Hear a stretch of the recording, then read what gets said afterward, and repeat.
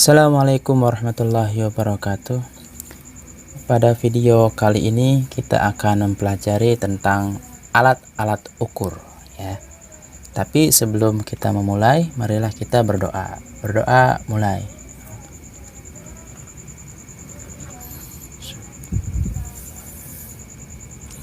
Selesai. Oke, alat-alat ukur. Nanti yang akan kita bahas di sini hanya mistar, kemudian jangka sorong dan mikrometer skrup ya. Nanti kita bahas satu persatu insya Allah. Oke, kita mulai dari mistar ya. Mistar itu kalau ada juga yang menyebutnya penggaris ya.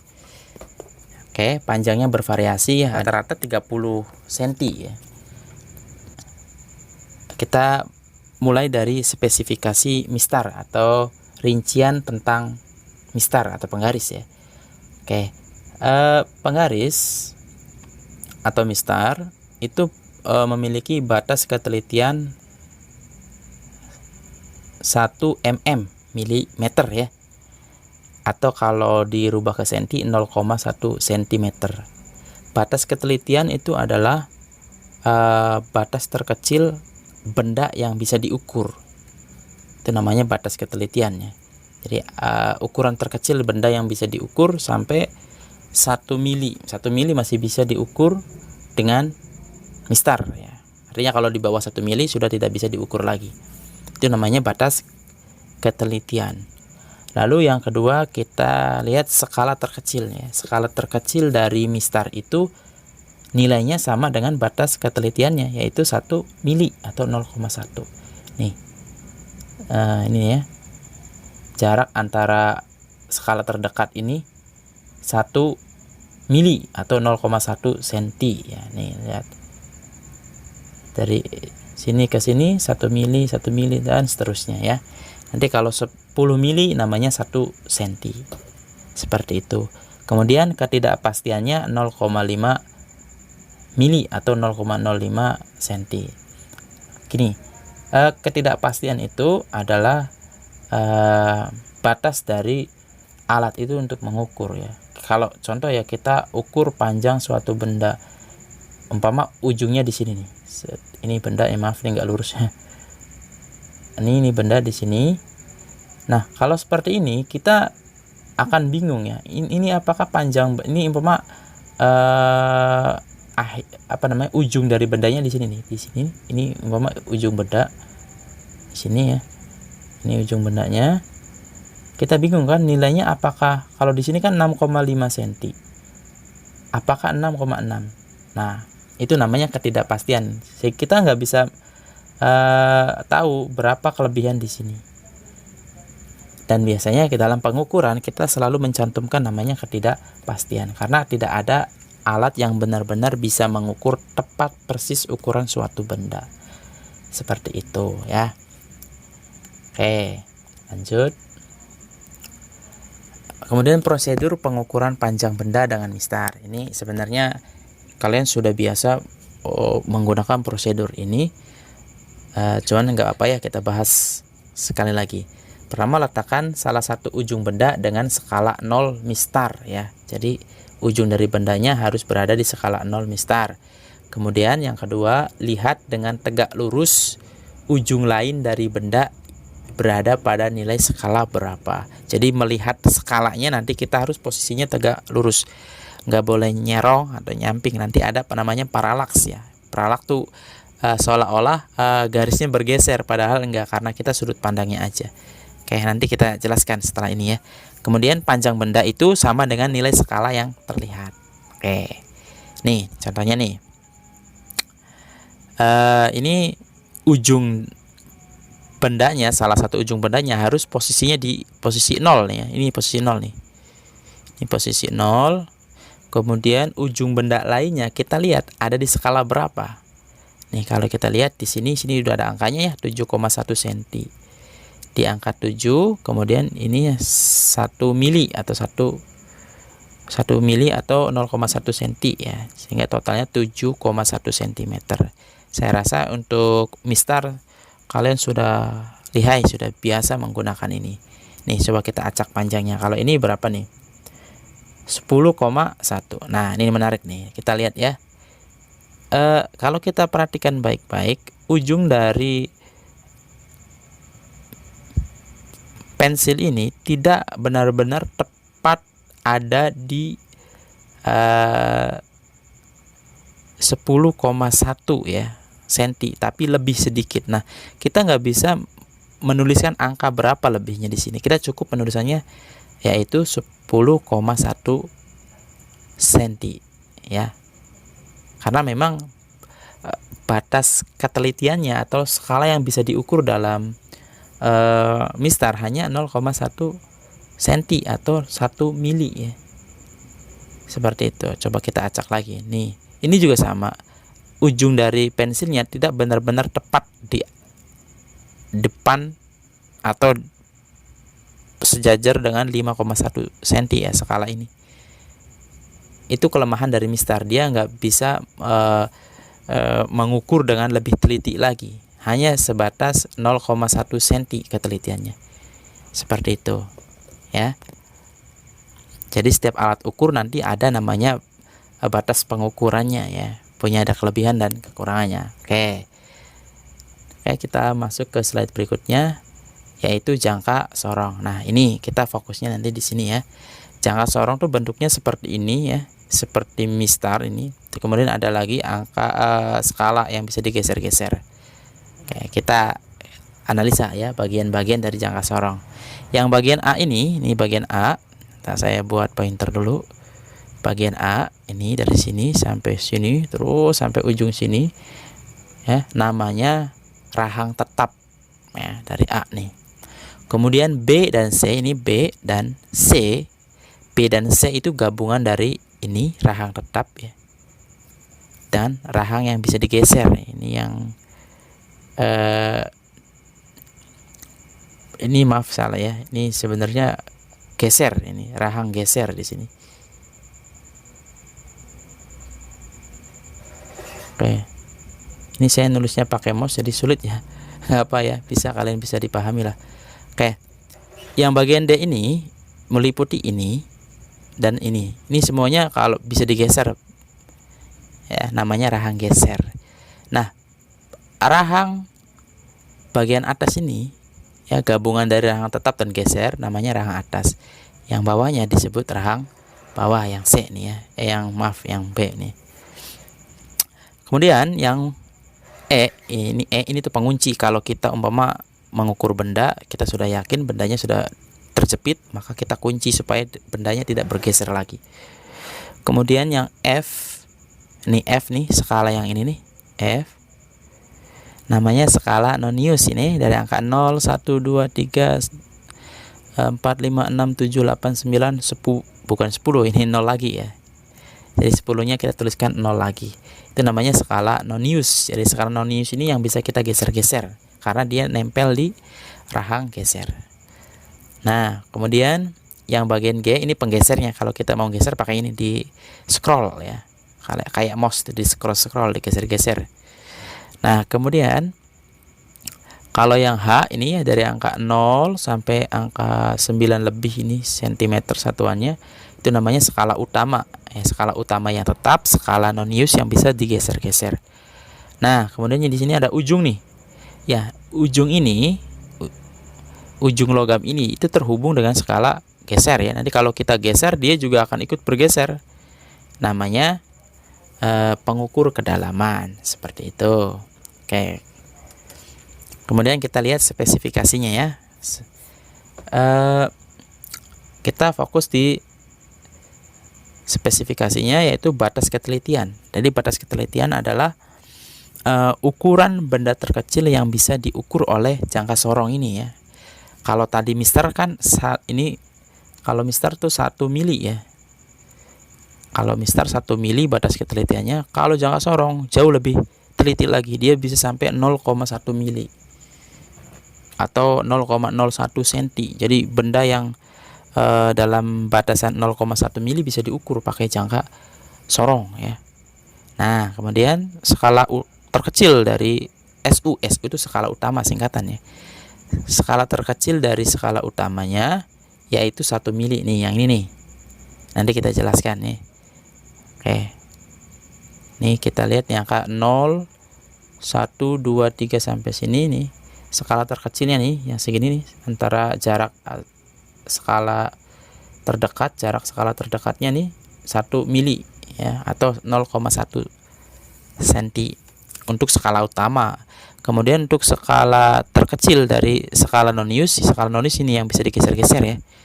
Itu skala terkecilnya, jarak antar skalanya 0,1 mili, sama dengan batas ketelitiannya. Ini 0,1 nih. Nih, dari sini ke sini 0,1.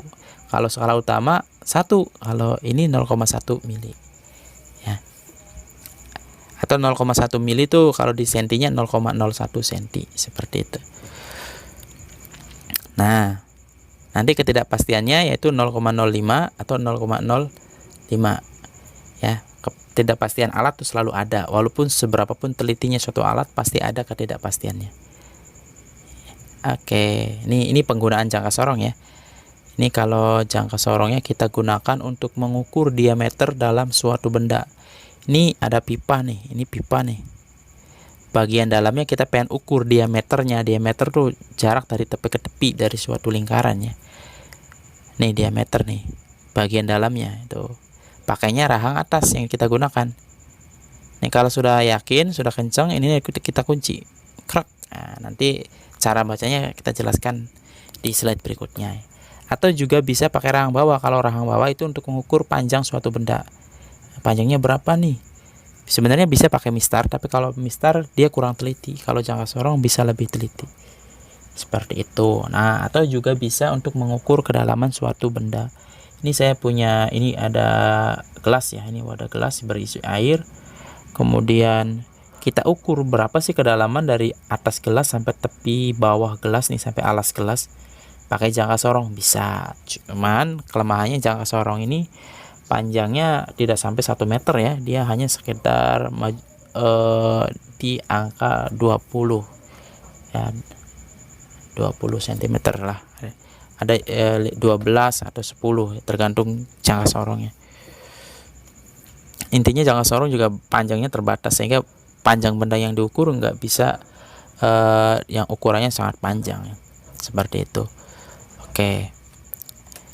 Kemudian bagaimana cara menggunakan jangka sorong? Pertama ya, saya buat pointer. Yang pertama, letakkan benda di rahang bawah atau rahang atas. Tadi kalau kita mau ukur diameter bagian dalam suatu benda pakai rahang atas ya. Kalau kita pengen ngukur panjang benda pakai rahang bawah. Kalau kita pengen ngukur kedalaman pakai tadi rahang yang terhubung dengan skala geser tadi ya. Kemudian geser rahang geser, ini namanya rahang geser, yang bisa digeser-geser, digeser hingga menempel atau menjepit bendanya ya. Digeser sampai bendanya terjepit. Kemudian langkah ketiga, kunci rahang geser dengan cara diputar penguncinya ya. Kemudian catat nilai skala utama. Nah, nilai skala utama itu adalah angka skala utama yang berada sebelum atau berimpit dengan angka 0 dari skala nonius. Ya, mungkin kalian masih bingung ya. Nanti kita jelaskan. Oke, yang langkah kelima, catat nilai skala noniusnya. Nah, nanti nilainya berapa di noniusnya dikalikan dengan 0,01. Kemudian panjang benda yang kita ukur atau ukuran benda yang kita ukur itu dengan jangka sorong tadi itu sama dengan hasil jumlah skala utama dengan skala nonius. Oke, nanti satuannya pakai sentimeter seperti itu. Oke. Nih, biar kalian nggak bingung, saya kasih simulasinya ya. Ini di sini ada namanya skala utama, nanti ini skala nonius ya. Ini contoh nih. Nih saya geser, ini bendanya kita rubah-rubah ya ukurannya, kita acak.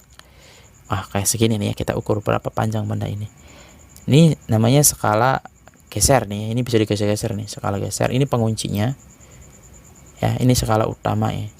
Kita geser sampai bendanya udah nggak bisa digeser lagi, sampai terkunci. Nah, setelah itu kita lihat skala utamanya ada di angka mana. Nih, skala utama ya. Kalau di sini udah ada sih, udah ada jawabannya tuh. Skala utamanya ada di 6,6 cm. Nah, ini ya. Ini 6. Ini 7, berarti kalau ininya 6,1, 6,2, 6,3, 6,4, 6,5, 6,6. Nah, nanti skala utamanya yang kita lihat adalah ini garis yang dengan angka 0 tadi ada di mana? Ada di sini kan? Nih, ada di depan 6,6. Berarti nanti skala utamanya kita tulis 6,6. Nah, kemudian skala non-use-nya kita lihat. Cara melihat skala non-use adalah dengan cara melihat skala non-use mana yang lurus dengan skala utama. Kita lihat angka 0 lurus enggak ya. Angka 1 enggak lurus dengan skala ini, dengan skala utamanya. Angka 2 juga enggak, 3 enggak, 4 enggak, 5 enggak, 6 enggak, 7 tidak, 8 hampir. Kita lihat yang paling mirip ya, yang paling cenderung lurus. 9 dengan 8 lebih dekat 8 ya. Nih saya zoom supaya kalian lihat. Tuh 8 dengan 9 kita lebih pas yang 8 ya, walaupun kurang sedikit lagi. 10 tidak sama sekali.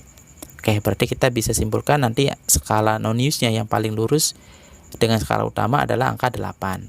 Nah, kalau sudah, nih kita kecilkan lagi. Skala non-use-nya kan tadi 8. Kalikan dengan 0,01 ya.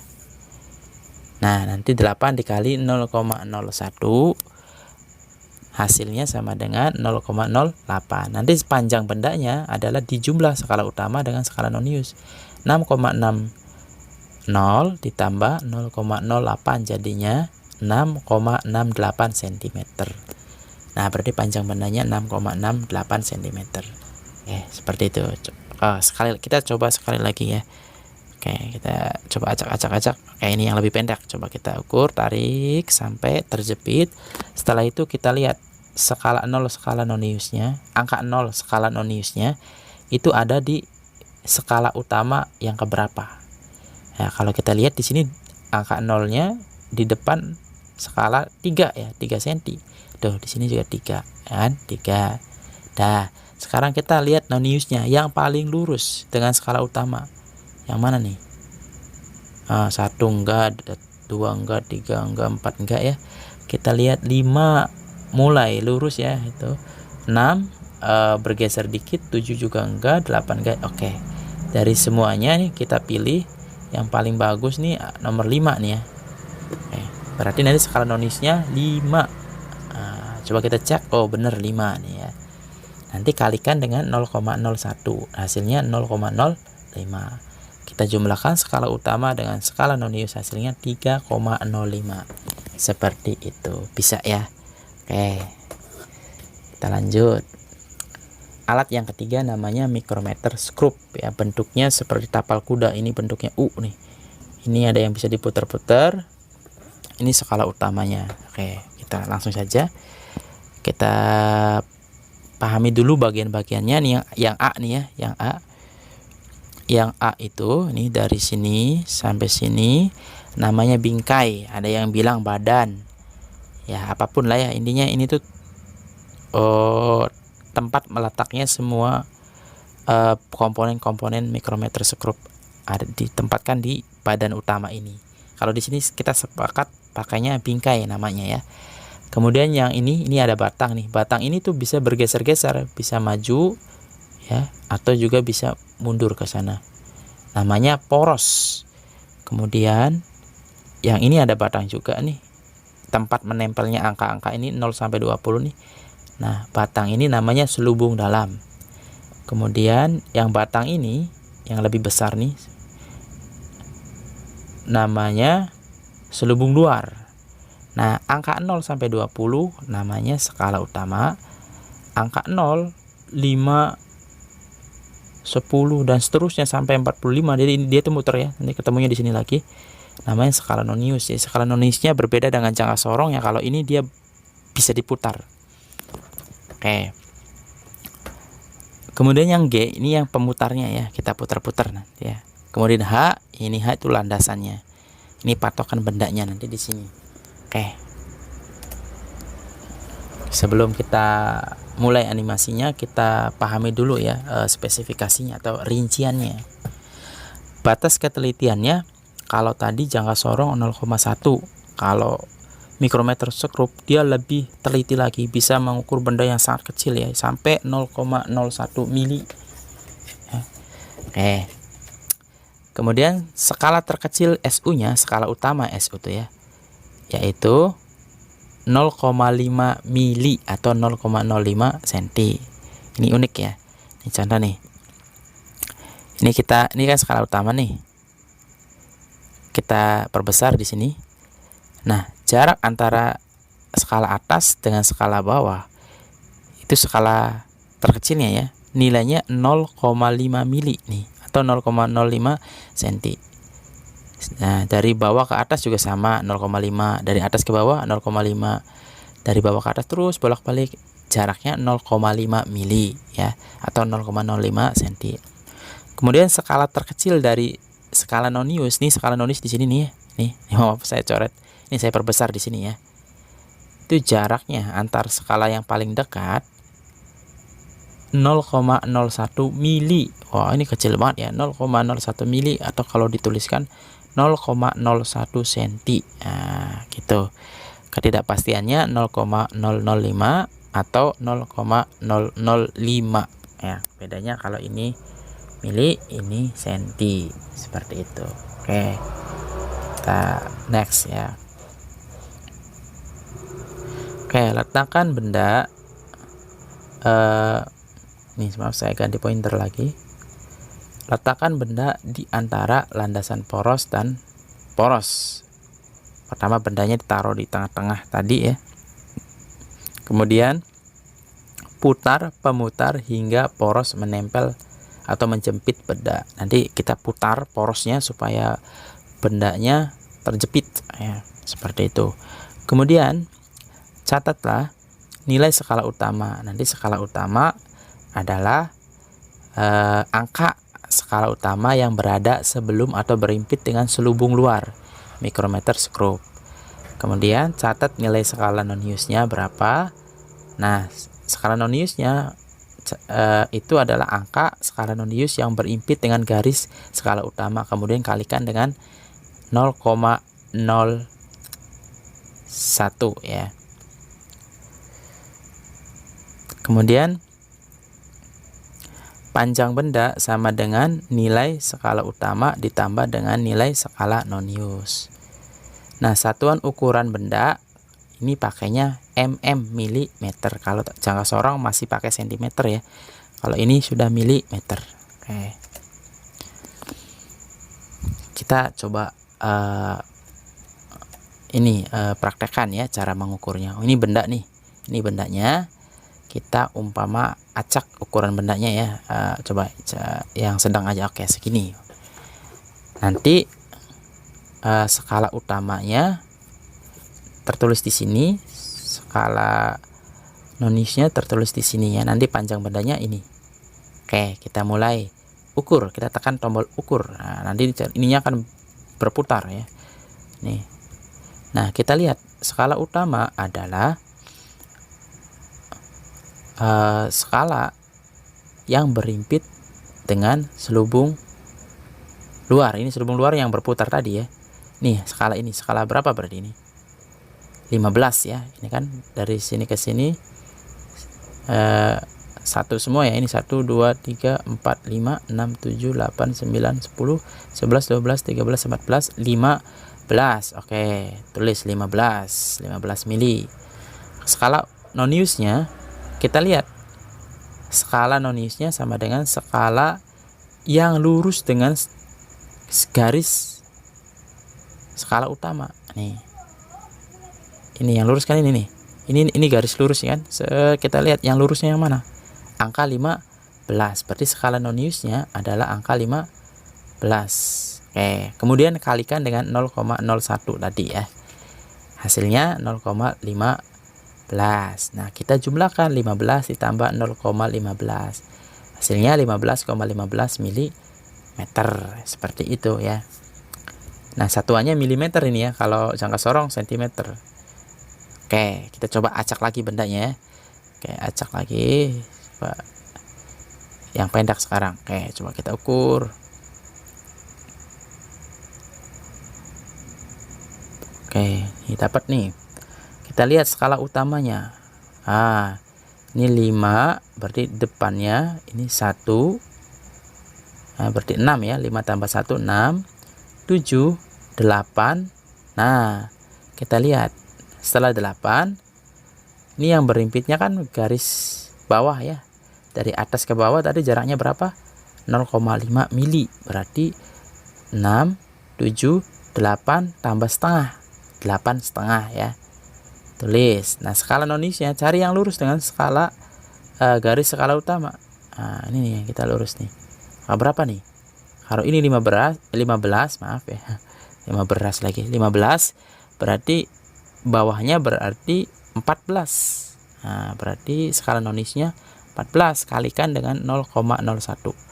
Hasilnya berapa? 0,14. Nah, panjang bendanya nanti sama dengan dijumlahkan skala utama tambah dengan skala nonius, jadinya 8,65 mm. Oke, seperti itu ya. Oke, bisa ya semuanya ya. Oke, semoga bermanfaat ya. Tapi sebelumnya jangan lupa di subscribe bagi yang belum. Bagi yang sudah silahkan di like jika suka. Kemudian kalau umpama punya ide-ide atau mungkin ada koreksian atau ada kesulitan memahami materi yang saya jelaskan, bisa kalian komen ya, kasih masukan yang positif supaya nanti channel ini bisa terus berkembang. Nah, jika channel ini sangat bermanfaat, kalian bisa share ya, bisa disebar ke teman-teman kalian ya, supaya nanti jadi amal jariah gitu. Oke, semoga bermanfaat. Saya akhiri. Assalamualaikum warahmatullahi wabarakatuh.